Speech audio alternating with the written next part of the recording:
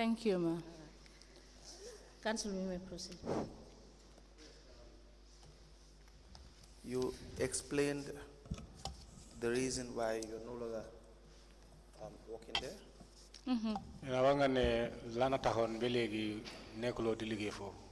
Wow. Yes. Now, let's start by, or with the time you were working as a procurement officer. As a procurement officer. Wow, bahna. Yes. How many of you were working in the procurement unit? Procurement unit. Ñun bu ñoo ñëw in 2014. When we came in 2014, amuñ woon a specialized procurement unit at BCC. there wasn't any specialized procurement officer at the BCC. Waaye bu ñoo ñëw. But when we came, dafa am kuñ jëlee from the cleansing service. they took someone or somebody from the cleansing service. By the name Dawda Hafna. By the name Mr. Dawda Hafna. So bu ñëwee. When we came, dañu wax ne dañoo dem on a training at the Management Development Institute. we were told that we will go to Management Development Institute for a training. After training boobu noonu. Then after that training, si la ñoo mun a determine si suñ performance kan mooy war a head the SPU. that is how they are going to determine through our experience who is going to head the office. The SPU, the Special SPU. Procurement Unit, right? Yes. Proceed. Yes. Now, did you finish this training? Training jeexaluñ ko parce que start nañ. No, we did not finish it. We started it. At a certificate level.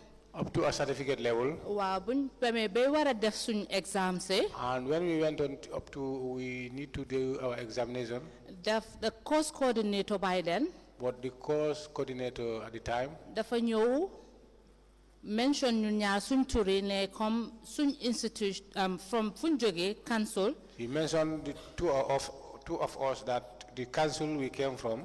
fayaluñ ñu suñ tuition fees. They did not pay for our school fees. te bés boobu lañ waroon a start suñ exam si. And that was the very day that we should start our examination. waaye comme suma collègue bi dafa nekk that shy type. But that of my colleagues, he was in a high type. So man maa doon wax on behalf of him. And I was working on behalf of him. So noonu laa ñaane course coordinator bi. Very well. Please listen to what she is saying and you translate it as she said it. Very well. Thank you. Please. Go ahead. Proceed. Noonu laa ñaane course coordinator bi nekkoon na ñu baalal ñu sit pull exam bi for that day. That is how I appeal to him so that we can be able to sit for the examination of that day. When we close, ñu dem back to council. then we'll go back to council. ñu report issue bi. There we can report our issue. te course coordinator bi moom it nanguloon nañu ko. But the course coordinator too, he agreed to that. léegi ñu dem buñ jeexalee suñ paper bi. When we finished the paper, we then went. ñu dem to the Director of Finance. We went to the Director of Finance. Mr. Abdoulaye Nyang, who was the then Director of Finance. And Abdoulaye Nyang, he was the then Director of Finance. So noonu lañ pleadé ak moom. That is how we pleaded with him. mu ne ma moom ñu dem ci CEO bi. And he directed us to the CEO. So there was the communication but transpired between moom CEO bi and the then Director of Administration, And Mr. there was Matan Jai. a communication that transpired between the two, the CEO and the Director of Finance. And I think that there was a Oja, not the Director of Finance, the Director of Admin. That Director of Admin. Very well. So if you are having challenge, we can suspend the sitting, because if you don't translate correctly, we will not have the records it's correct. okay, it's all right. Because you will have the records recording what she said, and you translating something in a different way. Thank you, ma'am. Very well. Go ahead. léegi communication bi foog naa def nañ a communication through pull mu dem to the institute, Management Development Institute. And I thought there was a communication that they did to the Management Institute. léegi ñu bàyyi ñu def suñ exam si. And there they left us to go ahead with our examinations. Why after loolu. From there, after that, nanguwuñu proceed to the next level. Allowed us to proceed to the next level. ak pour ñu def suñ external examinations. And for us to do the external examinations. After boom defee suñ certificate at MDI. When we did our certificate at the MDI, I think ne ñun fofu dañu def ñu dormant nanguwuñ ñoo involved in any procurement activities. I think we were made dormant because we were not allowed to be involved in any procurement activities. Why man dama feel ne after gis naa Dawda. But for me, I feel that, but later I saw Dawda. Moom mu ngi doon def procurement. Dawda was doing procurement. Without man. Who is Dawda? Dawda Hafna, suma colleague bi by Dawda Hafna is my colleague in Banjul. Because mom dañ ko jëlee from the cleansing service. He was the one they took from the cleansing service. Yes. So he was engaged in procurement activities. Yes. More engaged in procurement activities. Wow. Yes. And you were appointed, you were the assistant procurement officer. Yes. Nena assistant procurement officer. Why come nima la ko waxe previously? Nena the assistant procurement officer. Why come nima ko waxe previously? As I said earlier on, suñ performance. Our performance. Mo wara outline kan mo warona head the procurement unit. That should be the outline. Who should head the procurement office? Why ñom defuñ won lolu? But they did not do that. Between you and Dawda? Yes. Dawda. Yes. And you had better grades? Exactly. Yes, that's correct. But Dawda was the one who was appointed to be your senior? Exactly. Wow. Yes. So what was he at the time, a procurement officer? He was the procurement officer. Yes, he was the procurement officer at the time. And do you know why? Did it not to my knowledge? No, not to my knowledge. All right. Now you became the procurement officer, assistant procurement officer, and Dawda was the procurement officer. Acting or assistant procurement officer, Dawda mo nekon procurement officer. Wow, non la ko gaay doxale won by then. That is how they put us. Was there a contracts committee? Nena dangen fa amon contracts committee. Wow, amon a contracts committee. Yes, we do have a contract committee. In every contracts committee. And in every contracts committee. Procurement officer be. The procurement officer. Momo serve as a secretary to the contracts committee. Do serve as the secretary to the contract committee. Mm-hmm. Okay. And was this contracts committee meeting? Nena contract committee be dande a meeting frequently. Wow, contracts committee be dande a meeting why ne couldn't dande involve the procurement actors? Yes, they do have meetings, but they don't involve the procurement officers. What do you mean by that? Is Dawda John? Is it Dawda John? Dawda Hafna. Hafna, sorry. Is Dawda not part of the contracts committee? Nanda Dawda Hafna mo bogo si contract committee. By then, not to my knowledge, how man that Mungi wants a contracts committee. At that time, not to my knowledge, I don't know whether he was in the contract committee or not. Now you explained there was a period in 2019 that you were dormant, not doing anything. There was no work allocated to you. At some point you had an encounter or you met Fatou Tal. Then I was in 2019, the family jamano bing hamne, danga dormant because of amlo ding hamne bala johunya yon prungai ligi wa feka nga fo kunyewa. Fatou Tal, the deputy CEO. Fatou Tal, my deputy CEO. You are very right. Linga wa moy dega. Yes, that is true. 2019. 2019. Dama dormant on te well before lolo la sax. I was dormant, but that was before, even before that. Moy well before mom Fatou Tal di ñew to the council. This was well before Fatou came to council. Why mom bim ñewé? But when she came, dafa gis ne I was dormant. She realized that I was dormant. So mu oma engagement. She then called me and engaged me. Si office mayor be. In the office of the mayor. So sila ma laaj. There she asked me. Ma wakos ma constraints she ma go through council. I then told her all the constraints that I face in council. Mu laaj ma suma qualifications. She then asked me about the qualification that I have. Ma wax ko lan la achieve. And then I told her all the qualifications that I acquired. So mom sila deal it up to mom. Then that she took things into her hands. Mu binda a memo. And wrote a memo. pour mu joxe ko to all user departments at the council. so that he can serve it to all user departments in council. And did that change the situation? Ninandalo the forward situation be.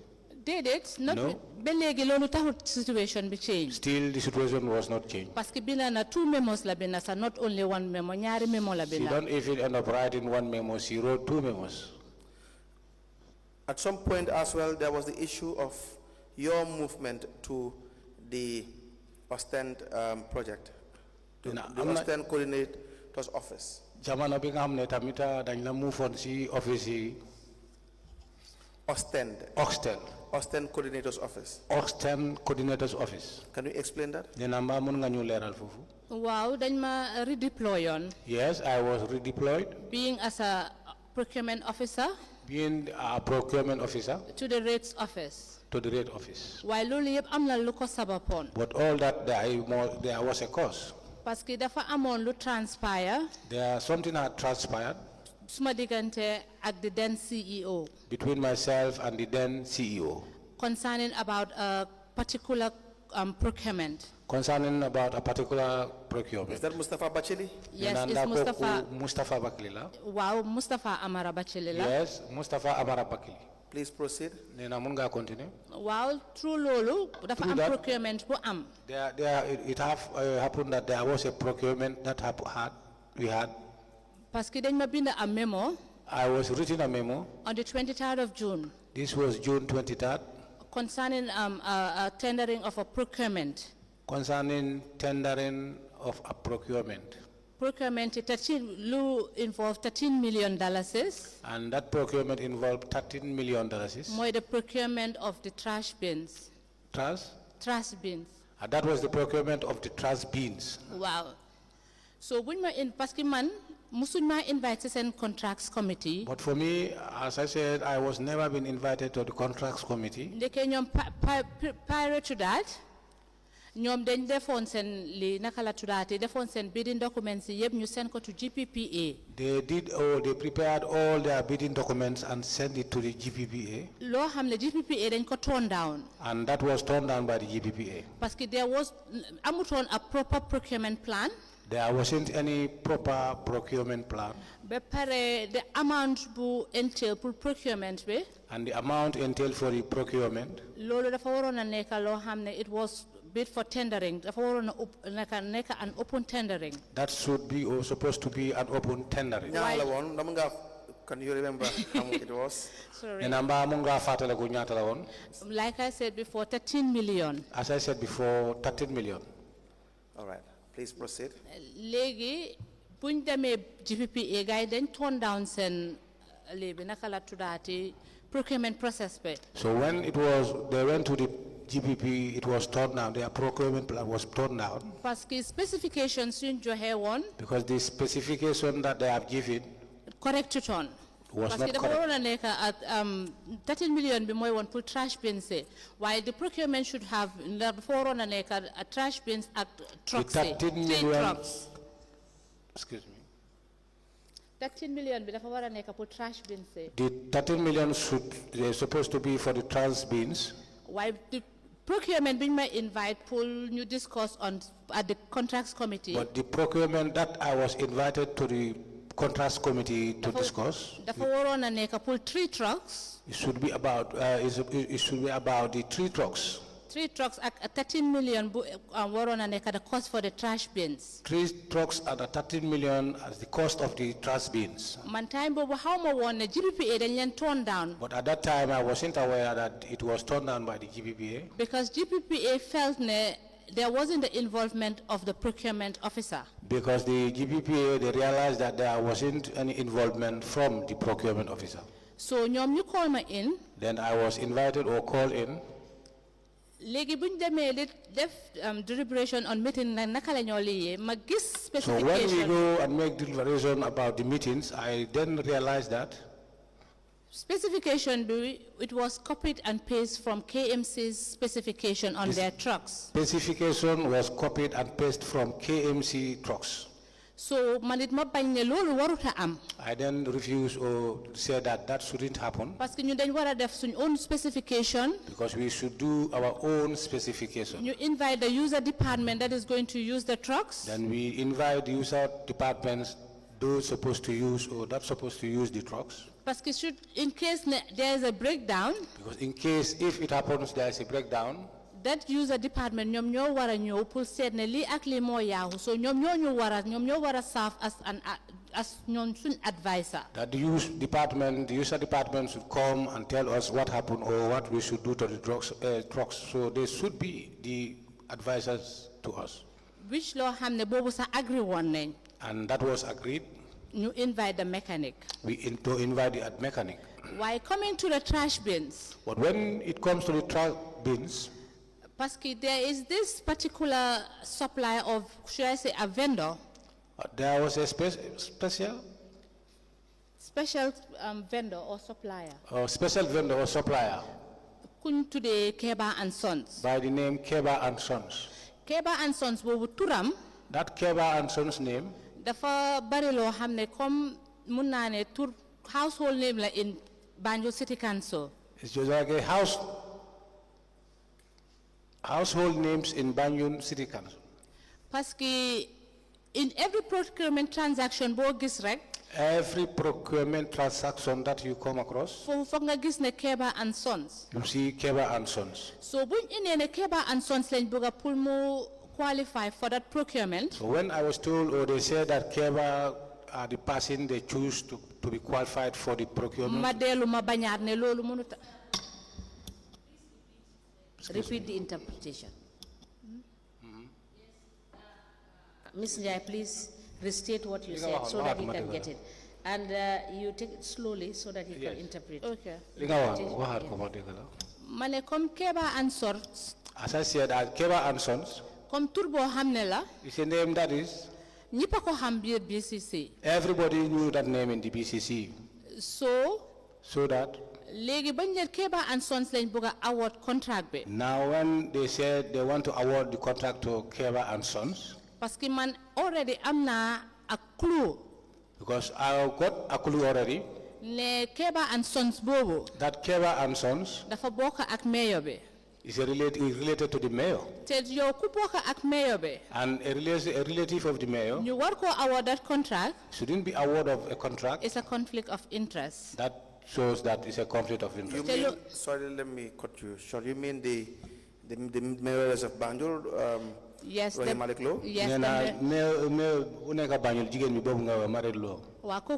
mayors of Banjul, Roy Malik Law. Yes, Roy Malik Law, that's the person I'm referring to. The mayors. In procurement. And in procurement. Conflict of interest. The conflict of interest should not happen. You should not have somebody that you know or a relative award a contract. To be awarded a contract. So ma brought it to them. I then brought it to them. I questioned the CEO. I then questioned the CEO. Why Keba and Sons? I then asked him why Keba and Sons. It should have been open tendering. Because this should be an open tendering. 13 million, it has gone beyond the threshold. Because 30 million is beyond the threshold. So you neka fofu no push and pull. There was a push and pull therein. So you name call of the meeting. Then we were told to call off the meeting. What did he tell you at the time? At that time. Oh, at that time, Miss Njai try pull drag you drag. She was saying that Miss Njai, you are trying to dragging us. Meeting I think this meeting you stop as at now. Should be stopped at now. Eventually, when we close from work, I went home. A call. I then had a call. It was from the CEO. And this call was from the CEO. Mukolma? Was Mustafa Bachili? Yes, Mustafa Amar Bachili. Yes, that's correct, Mustafa Amar Bachili. Please proceed. When he called me, he said to me, Miss Njai, we need you urgently at the office. I then said to him, hope is peace. He said to me, just come. parce que Banjul laa dëkka. Because I'm a citizen of, I'm living in Banjul. So man it ma delluwaat si office bi. Then I went back to the office. bi ma delloo si office bi. When I went back to the office, ma fekk ko moom ak Katim Touré, the director of planning. I find him with Katim Touré, the director of planning. ñu ngi toog. They were sitting. noonu la ma Katim ne ma you can have a seat. Then Katim told me to have a seat. noonu laa toogee. That's how I seated. bi ma toogee. After sitting, Katim a door wax bi. Katim started talking. mu ne ma yow dang fi nekk waaye nekkuloo fi de only xale. He said to me, you are here, but you are not the only young or child here. te gën foog naa ne tam gënuloo fee jànga ñi fi nekk yëpp. And I think you are not above, or your education is not above the people you find here. waaye foog naa ne tam. But I think so. da nga war a ñëw to terms with what we want. You have to come in terms with what we want. waaye the then CEO. But the then CEO, comme moom as usual rek mbiram bëggut lu na gaaw rek fat. as usual, because he always thinks things to be quickly done. mu ne ko boy dama bëgg nga wax kii lii dëgga. He then said to him, boy, I want you to tell him what is the truth. by the time boobu yëpp maa ngi leen a jox an listening ear. I was listening to them. léegi Katim mu ne ma. Then Katim said to me, upon all the lots ñu nekk BCC. all the lot that in the council BCC here, Mayoress be single-handedly picked you. the mayoress single-handedly picked you pour nga ànda moom dem Turkey. for you to accompany with her to go forward. time boobu mënatuma leen ma bàyyi pour ñu. Nga ànda moom. pour ma ànda moom dem Turkey. Okay, for me to accompany her to Turkey. waaw léegi man it mënatuma leen a jox the chance pour ñu continuer seen wax bi. And then that time I said I decided that I would not give them more chance for them to go ahead with their talking. parce que man ku ma xam ne de moom ñoom all mënuma leen a ne comme Mr Touré or Mr Bachile ku nekk dama laa wax ne la Uncle Katim. Because both of them, the CEO and Katim, I always call them not by the name but Uncle Katim. ma ne ko Uncle Katim. I said to him, Uncle Katim, dama bëgg nga laajal ma mayoress bi. I want you to ask the mayoress ndax xam naa fu mu dëkka. whether she know where I live. No. ndax xam naa fu mu dëkka. do I know where she lives? Whether I knew where she lives. Yes. ne ko laajal ma ko ndax xam naa fu mu dëkka. I then told him that ask her whether I know where she lives. wala mus naa koo ñaan any favor ne ko defaral ma lii. Whether I have ever pleaded to him for a favor for her to do something for me. wala mus concerning about tukki bi nga wax ndax mus naa dugg office am ne ko yóbbu ma ma tukki. Or the journey you are talking about, whether I have gone to her office and said, please help me to travel.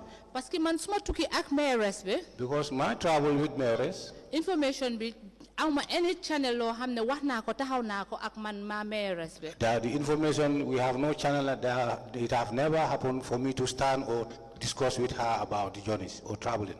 everything came through Fatou Tall.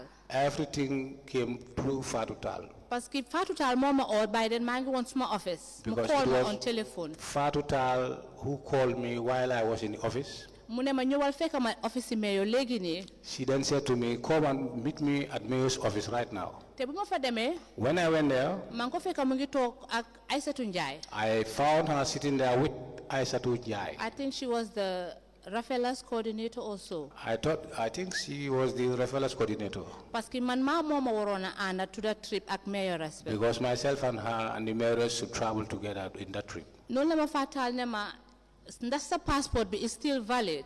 Then Fatou Tall asked me whether my passport is still valid.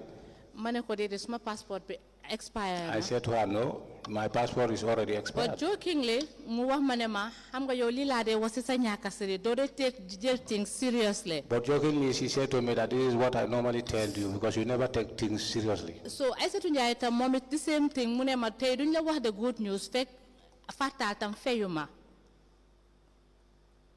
mu ne Aïssatou Ndiaye moo ne Fatal ne ko fekk feyu leen ma buñ ko wax the good news. I said so. She then said to me, Fatal, pay for me. I have a good news for you. Fatal ne ko déedéet kii No, Mr. Boja, that's not it. Listen again. Aïssatou Ndiaye moo ko wax ne ko kii fokk mu fay ñu. Okay. She said I should. Aïssatou Ndiaye said I should pay for them. Man maa leen war a fay. Man maa ko war a fay. I know. I should pay for them. Why, that was a joke. I know that was a joke. Well, léegi fatal ne ko déedéet mu ne ma mayor moo ko call. Then Fatu then said to her, no, she was called by the mayor. Ne pour man ma àndaa moom dafa am a trip to Turkey. So that I can accompany her because she got a trip to Turkey. Pour ma act as her personal assistant. For me to be there as her personal assistant. Loolu yëpp weesu. All that. Ma ne Katim ne ko soo leen ma wax lii.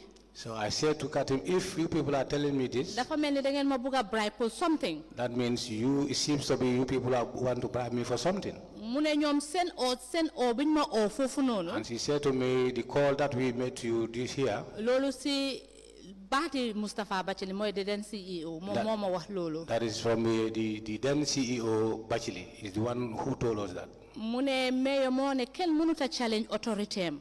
And that Mayor said nobody can be able to challenge her authority. Parce que dégg na lu xew si meeting boobu noonu. Because she heard what happened on that meeting. Te moom mënut a boot ku am dëgg si gannaawam bi. And she cannot be able to help somebody who have. No. Repeat that portion. Ne mayor mu ne mënut a boot ku am dëgg si gannaawam bi. May I be guided? Saying, let the commissioner. May I be guided? She cannot put on her back somebody who's got tongues. Tongues, very well. Thank you. Mu ne mayor mu ne mënut a boot ku am dëgg si gannaawam bi. Very well.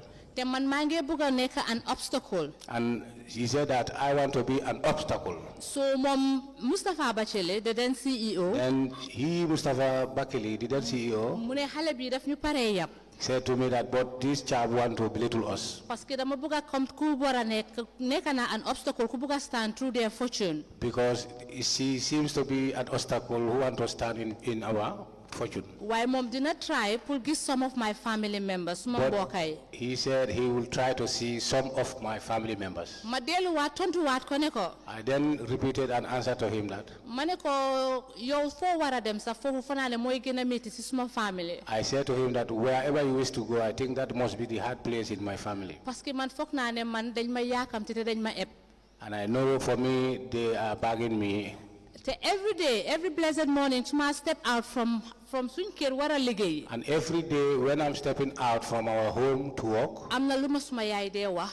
my mother always tell me something. Te moom dafa jaar si place boobu. And my mother have been at this Te place waruma before. stain turam. And I don't want to stain her name. So ma loolu moo nekk si man. That is what was in me. So waree dem foofu te yow war ngaa gën a xam kan moo ma jur. And if you want to go there, you should know. You should better know that who borns me or who is my mother. Ma ne ko foofu moom is an out of bounds. And I told him that that is out of bounds. So mu ne ma yow Miss Njie mun nga ñëw excuse nga dem parce que yow sa oola fii tam amut njëriñ foogoon nañ ne suñ la ooyee mun nañoo am na ku ñëw mun a waxal koo xam ne dafa gaaw a reason waaye yow pare wuloo ko. She then said to me, Mr. Njie, I think it's better for you to leave because I think that you should be somebody whom if people talk to you, you will hear what people have said. Te man foofu laa believe ne. And from there, I believe that. That's my story. About my story. The dark story buma am at BCC. That is the dark story that I have at the BCC. Foofu la emanated. That is emanated from that. Yes, definitely you have all the rights with your experience to say that the dark story probably started with the encounter you had with Mr. Njie. Is it Mr. Njie? No. Mr. Katim. Mr. Katim Ture, the director of planning. And the CEO. Yes. Correct. Now, they saw you at the time as an obstacle. That's right. Dikabu said. Yes, that's correct. That is why the CEO said that you are the reason as to why they will not have their fortune. Yes,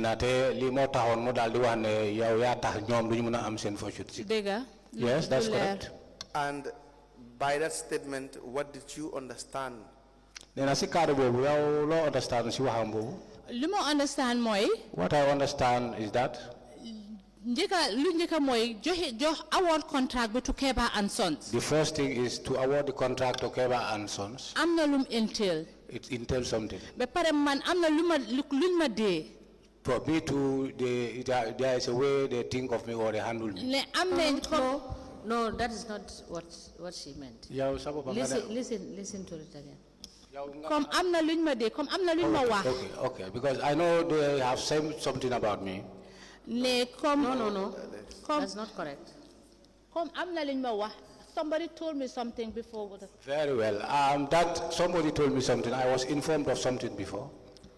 Yes. Ne comme ñom 13 million bobu nonu for that particular procurement. That 13 million that was proposed for.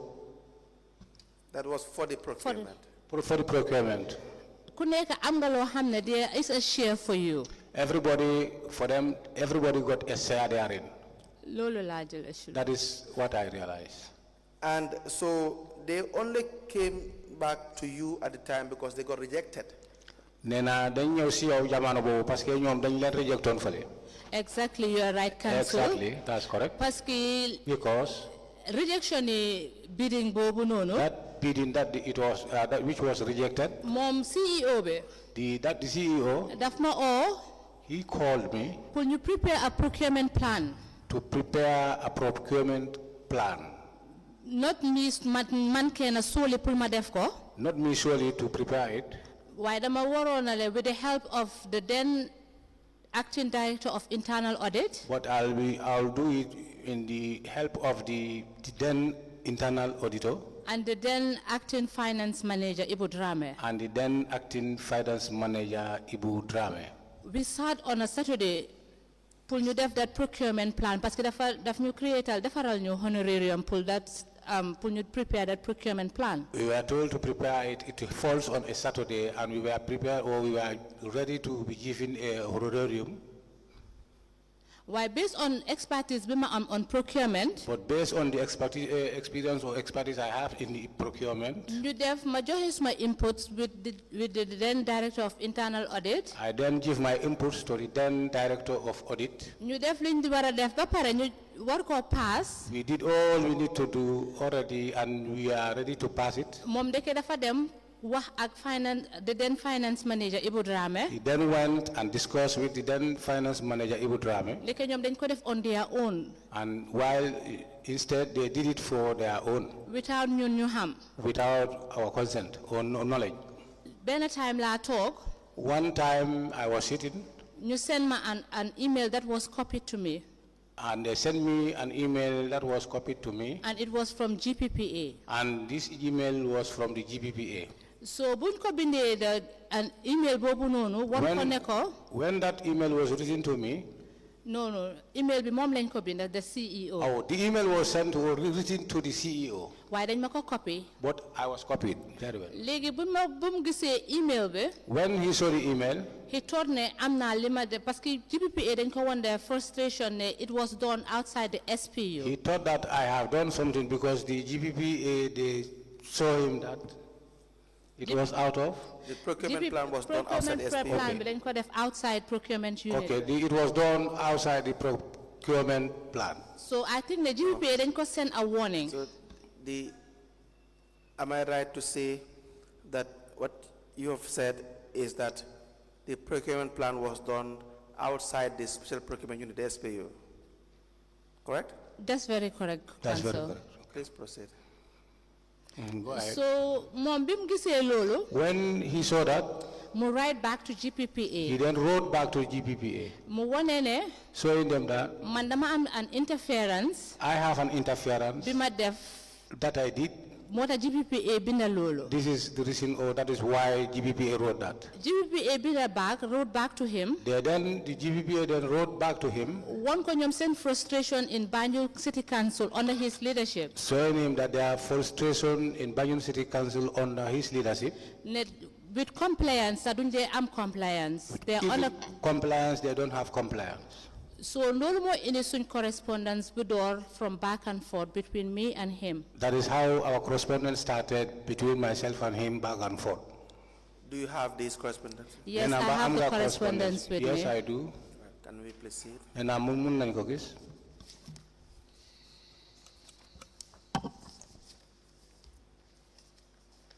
These are the two memos from Fatuta. Wait. The contracts committee meeting, they called me for the 13 million. My redeployment letter. My indefinite suspension.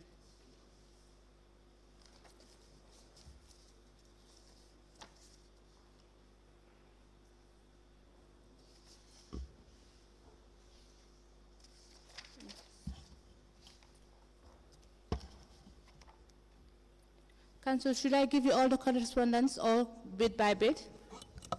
You can do it bit by bit as you Yes, because state I've your mentioned evidence. about the memo that was written by Fatutal, the two Yes, memos. Yes. And this is the contracts committee meeting that he wrote, the memo that he wrote that I should attend the contracts committee meeting. Very well. And this is my redeployment letter. And I also have my indefinite suspension, or should I wait till I come Yes, after that? till we reach to that point. How about the correspondence as well with GPA? I'm having it.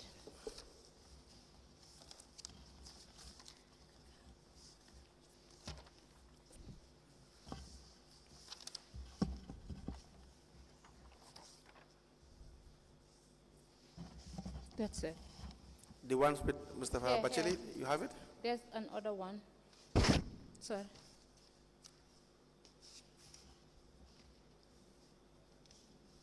This is the compliance and performance audit report. Yes, that's it for now.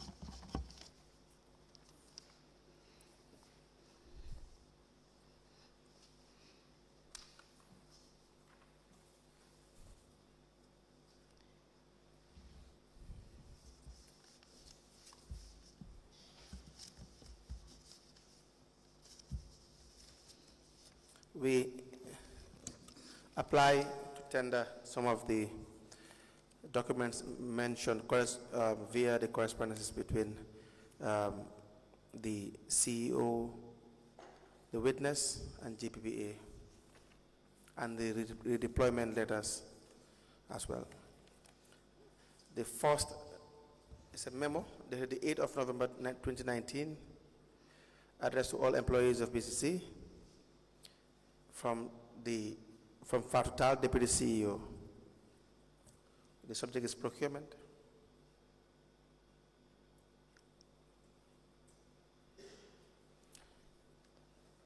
The second is also a memo dated the 29th of November 2019 from the Deputy CEO. The subject payments to vendors.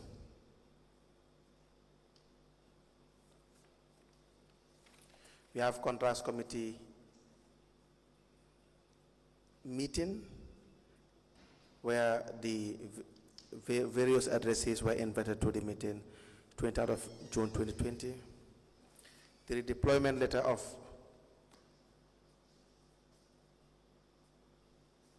yes, we will reach the stage where you were redeployed from the procurement unit to the rates unit.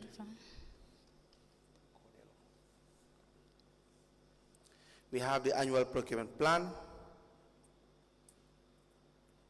The date is 26th of June 2020.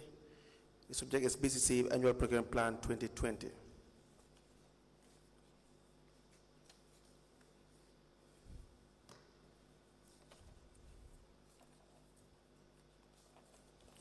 We have a response from GPA addressed to the Chief Executive Officer on the 7th of July 2020. The subject is BCC Annual Procurement Plan 2020.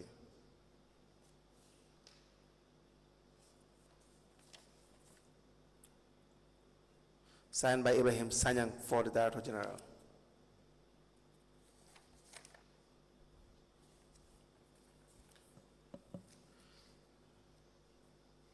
We have an annual procurement plan for 2020, signed by Aidan Jai, Procurement Officer, BCC.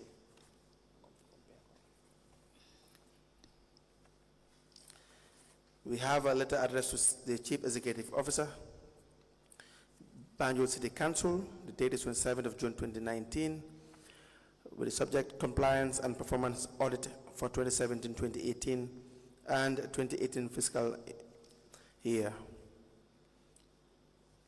Signed by Jamila Odum, Director General. all to be admitted into evidence and marked accordingly.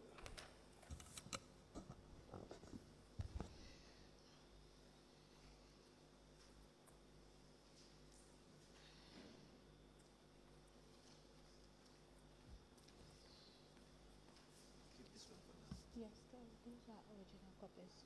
After Okay.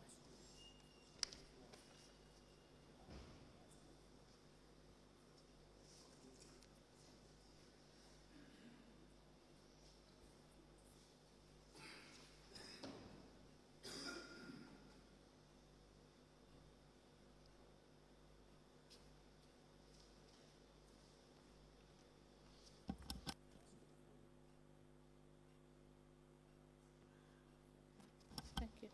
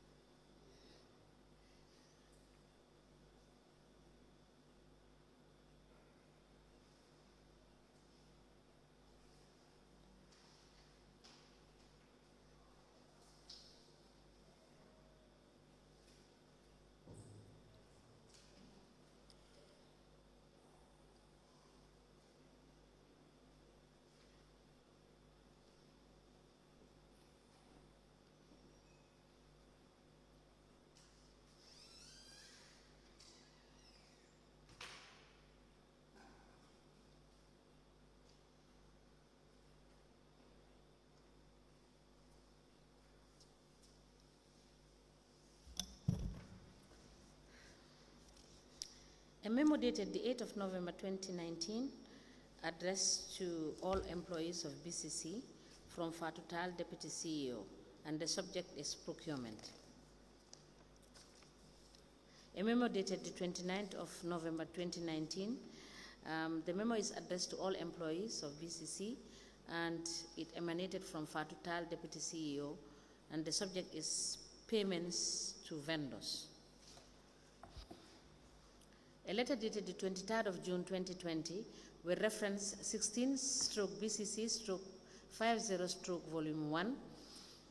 It is addressed to the CEO, Deputy Mayor, Councillor, Acting Director of Admin, Acting Director of Finance, Acting Director of Audit, Municipal Engineer, and Acting Procurement Officer. And the names are therein. The letter has the subject contract committee meeting. It is signed by the CEO and it is copied to the Lord Mayor BCC, and a file copy is maintained. A letter dated the 26th of June 2020 with reference 53/BCC/9/Volume 2. It is addressed to the Director General GPPA, and it has subject BCC Annual Procurement Plan 2020. It is signed by the CEO, copied to the Lord Mayor, Acting Director of Finance, Acting Procurement Officer, and a file copy is maintained.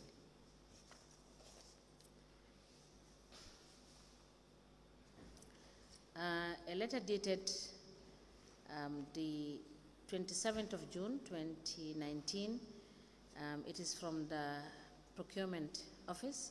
It has reference GPPA/BCC/CPA/105. It is addressed to the Chief Executive Officer. It has the subject compliance and performance audit for 2017-2018 and 2018 fiscal year. It is signed by Jamila Odom for Director General, and a file copy is maintained. A letter dated the 1st of July 2020, it is addressed to the CEO, Banjul City Council. It has subject BCC Annual Procurement Plan 2020. It is signed by Aidan Jai, Acting Procurement Officer, BCC. It is copied to the Lord Mayor and the Acting Director of Finance, Director General GPPA, Permanent Secretary, Ministry of Local Government and Lands, Chairman, Establishment Committee, Local Government Service Commission.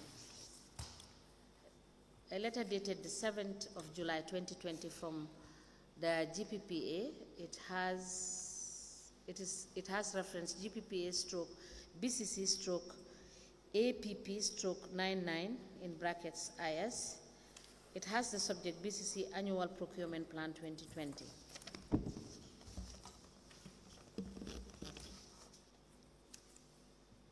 And attached to this letter of the 7th of July 2020 is a letter dated the 11th of February 2015 with reference GPPA stroke BCC stroke 17. It is addressed to the CEO Banjul City Council with the subject recommendation to request a training. It is signed by Samuel D. Mendefo, Director General, and a file copy is maintained. Further attached to the said two previous letters is a letter dated the 21st of January 2015 with reference 96 stroke BCC stroke 19 addressed to the Director General GPPA, and it has subject Annual Procurement Plan. It is signed by the CEO.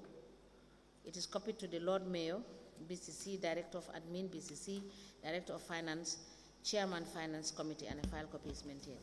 These documents are admitted together in a bundle as exhibit in evidence, and they are marked as LGC/BCC/IN/003. Ask the Commission, please. Now, you did not agree to do what they wanted you to do. Nena kon yow nangulon si ñom luñ bëgg pour nga def. Wa nanguma won ba No. pare cancel. I disagree. And after Those cancel, are original copies. Can I have a copy of it, please? Also. For the purpose of the records, Mr. Interpreter? yes, these are original copies. Can I have the original copies, or can I give you photocopies? Yes. You can make the application to the Commission, to the Chairman. Nena mun nga apply si commission bi. Madam Chair, those are original copies. Can I have a copy of those documents? Yes, we have admitted the original copies. I will direct the registrar to make copies available to you. All right, thank you.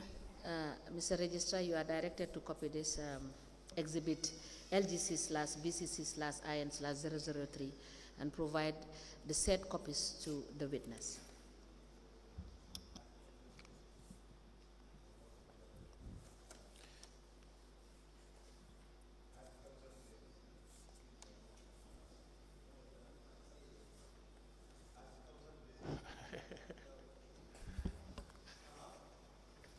Yes. I will read one of the letters that you wrote to the Chief Executive Officer, Mustafa Bachili. Nena dana jangal ben letter bi nga xamne yow sa bop ya ko bind si executive moy Mr. Bachili. It is dated the 1st of July 2020. Nena 1st of July 2020.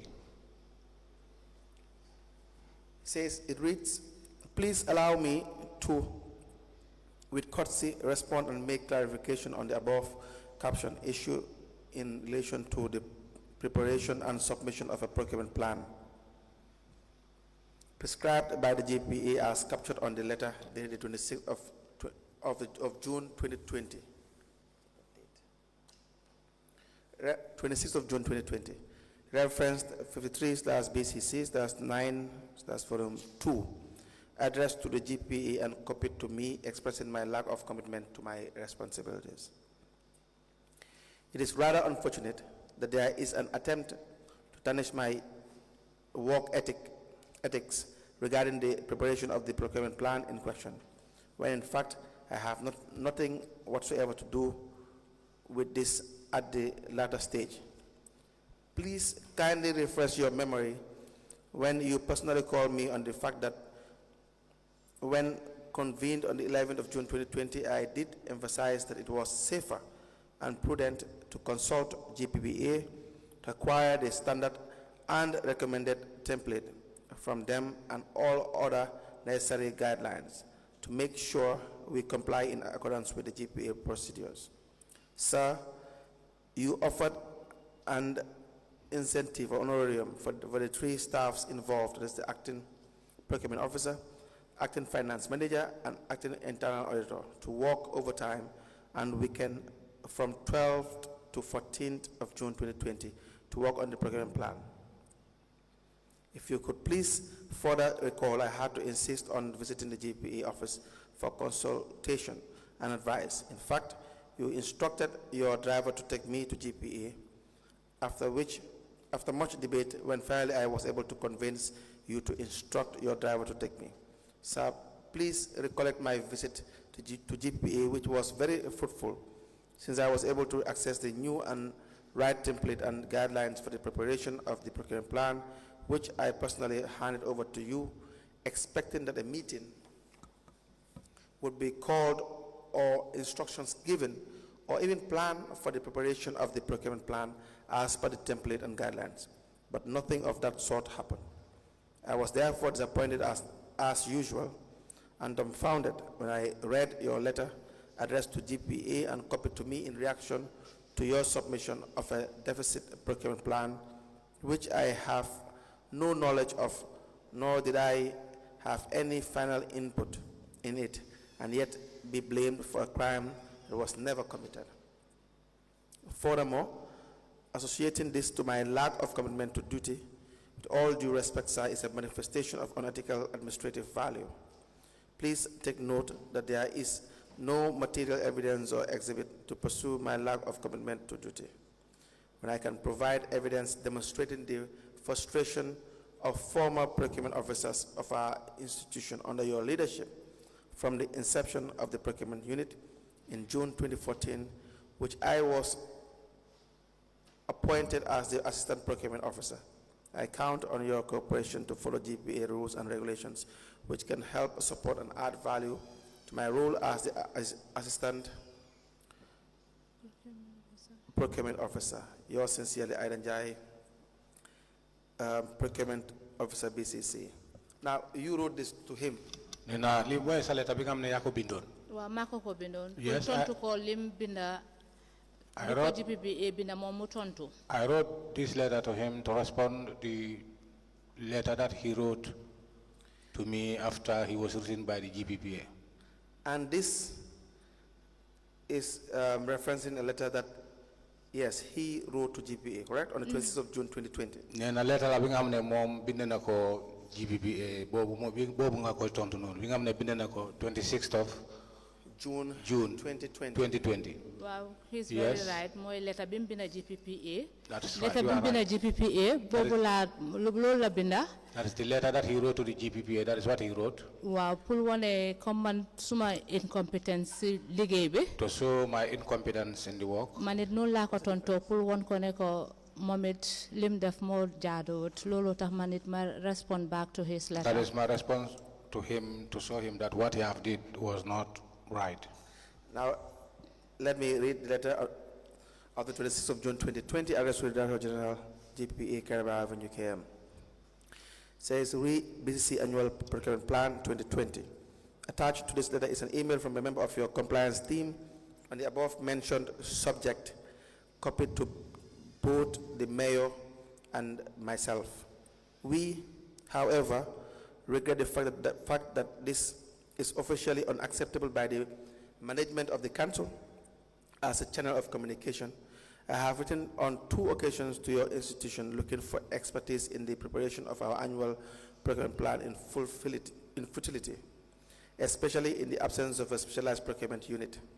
Some time ago, a senior procurement officer was successfully interviewed by the local government service commission, in bracket, body responsible for hiring council's senior staff members, but later rejected the job offer. The commission has still not filled the vacancies forwarded, which includes the senior procurement officer and vital to form the basis of a properly constituted SPU, that's a special procurement unit. In the meantime, we have to make use of an acting procurement officer who is totally not committed to the job, except for scouting invoices. As a form of compliance, we provided honorarium to the assistant procurement officer, assistant finance manager, and assistant internal auditor to form a team and meet the various section heads in the production of the plan. To say that we are grossly violating the regular 22, I believe it's rule maybe, but it is the regular 22 through hearsay. Also, having given the above narrative is really unfair on us. I count on your usual support and understanding. Yours faithfully, the Chief Executive Officer, Mustafa Bachili.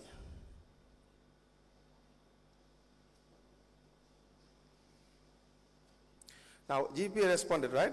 In 2020 days, it's in email. Email. Email and GPPA jeka send. It was the email that they first sent. Yes. Yes. The procurement plan. To see that the procurement plan, Outside the procurement unit. it was done outside the procurement unit. So more mubina. Right. Then he then wrote Man. to show that myself, It was a hearsay from man Mawa GPPA ne procurement plan wasn't done in the procurement unit. that it was a hearsay from me that I informed the procurement that this procurement plan was done out of the procurement unit. So no labile pull turn to GPPA. That is how he wrote to respond to the GPPA. Manta mabinda. Then I wrote, Parce que def letter ambe def ko copy siman. because he copied a letter to me, so I wrote. Ma respond. I think ne man can respond before GPPA or GPPA tam then respond to I'm not sure, letter. but I think I responded before the GPPA. Why but GPPA tam respond ne? They responded, Duka one come mom, showing him that he himself, momit nyaka the management ak nyaka compliant since mom inception bum neke since BCC. he lack of compliance since the inception, he started at the BCC. Since the inception. You're right. So the letter via email from GPA was dated the 25th of June 2020. It And reads, GPPA sent email be 25th of June 2020. it reads, good day. GPA acknowledges receipt of your annual procurement plan for 2020. From your submitted procurement plan, it was obvious that the said plan was not prepared by your procurement officer or SPU. This practice is a gross violation of the Public Procurement Regulations, Section 2020, paragraph P, subparagraph T. Subsequently, you are advised to desist from the practice and ensure that the procurement officer, SPU, undertake all procurement functions as enshrined in Regulations 22. Now, when he responded, BCC further responded. The last letter I will read, it reads, on the 7th of July 2020, address to the Chief Executive Officer, that's from BCC Annual Procurement Plan 2020. It says, you made reference to the letter of the 26th of June 2020.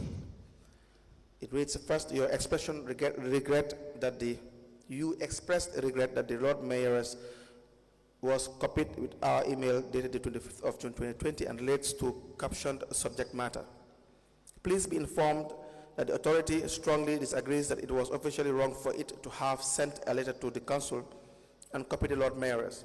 Secondly, remember that your procurement plan was sent via email and we responded to that email. According to our records, the Lord Mayor is being copied for almost all the letters or correspondences, including those coming from the council to the authority. Further, our correspondences with local government authorities, including KMC and other regional councils, their chairman or mayor are always copied, and therefore the BCC cannot be an exception. Therefore, it is in order to have copied the Lord Mayoress. Second, you indicated that you wrote on 2 occasions to the authority for expertise in the preparation of your annual procurement plan in fertility, especially in the absence of a specialized procurement unit. Yes, we received these letters and we are really appreciative of you requesting for our expertise. as it is part of our mandate to train, guide, or provide technical expertise to our stakeholders when needed. However, may I refer you to your letter reference 96/BCC/91, dated the 21st of January 2015, with the Lord Mayor copied, and I respond via our letter GPPA/BCC/73, dated 11th of February 2015. The authority is so concerned with BCC's failure and refusal to comply with the GPA rules, regulations, and instructions, despite the authority having pointed out the specifics in all our previous compliance review reports. Areas of incorrect procedures which require transformation, as always, recommended to the concerned authorities during our exit meeting, and further highlighted in the numerous compliance review reports for the past years. Regrettably, your council has been persistently non-compliant for the past 4 years, as can be clearly seen on the table below. 2015, the scores were 20%. 2016, the scores were 32%. 2017, 45%. 2018, 46%. We doubt even this percentage. We think it's about 10% or 15% based on the evidence we have seen in the commission, independent from the commissioners. Interesting, the conclusion of each of our annual compliance review reports, among other non-compliance issues, we have been strongly recommending for you to formally establish a functional specialized procurement unit, and that immediate training be arranged for the officers responsible for procurement at your own request, but to no avail. Please note that BC is the only council without a functional SPU. Well, that's not correct. There are others that have no functional unit as well. The business should understand that it is using taxpayers' money, and as it is obligated to comply with the GPA's rules and regulations. Given the volume of your transactions, the GPA will be more than willing to assist and set up, and the letter goes on.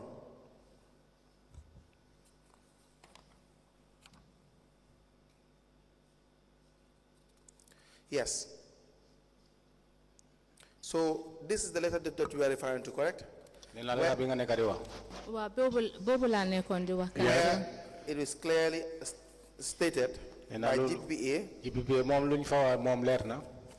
that under Mr. Bachili's administration as the CEO, Mr. Bachili CEO, under his administration as CEO,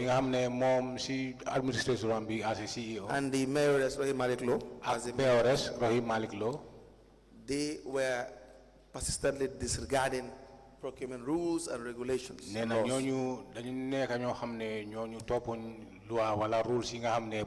Rules. This is GPA's opinion. And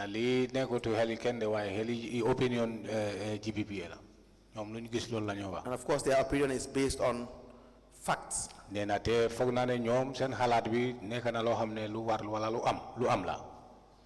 You have also mirrored the same fact. The fact that you as an assistant procurement officer, you have clearly explained that they were not following procurement regulations.